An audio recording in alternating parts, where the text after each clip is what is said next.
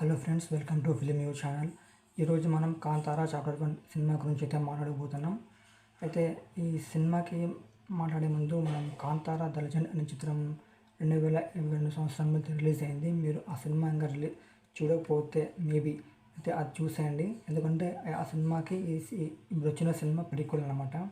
So Rishabh Shetty ఈ cinema కోసం 3 years అయితే కష్టపడడం జరిగింది. అది మీరు సినిమా చూస్తే మీకు తెలిసిపోతుంది. ఈ సినిమా స్టార్టింగ్లో మనకి స్లోగా స్టార్ట్ అయినా కూడా ఆ సాలిడ్ బిల్డప్తో ఆడియన్స్ని అయితే కనెక్ట్ చేస్తుంది. అండ్ సెకండ్ హాఫ్కి వచ్చేసరికి మనం ఒక డివోషనల్ ఫీల్ అయితే కలుగుతుంది.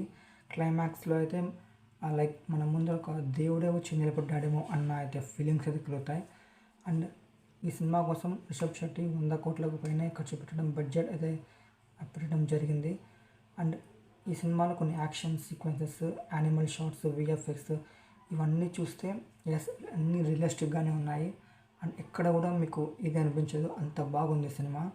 ఇక అజనీష్ అయితే మన కొన్ని ఫ్రేమ్స్లో అయితే తన మ్యూజిక్కి లైఫ్ వచ్చిందని చెప్పాలి. ఇక పర్ఫార్మెన్స్ని బట్టి రుక్మిణి వసంత్ తన కెరీర్లో ద బెస్ట్ రోల్ అని చెప్పాలి. అంత బాగా చేసింది ఆమె.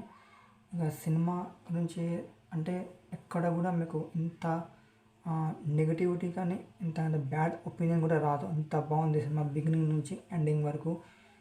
అండ్ ఒకటే ఒక మాట, క్లైమాక్స్లో అయితే మీకు ఇంకా గూస్బంప్స్ అయితే వచ్చేస్తాయి.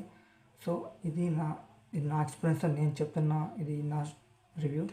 మీరు ఇంకా ఈ సినిమా చూడలేదా? చూస్తే ఎలా ఉందో కామెంట్ చేసేయండి. అలాగే వీడియోని లైక్ చేయండి, సబ్స్క్రైబ్ చేసేయండి. Thank you.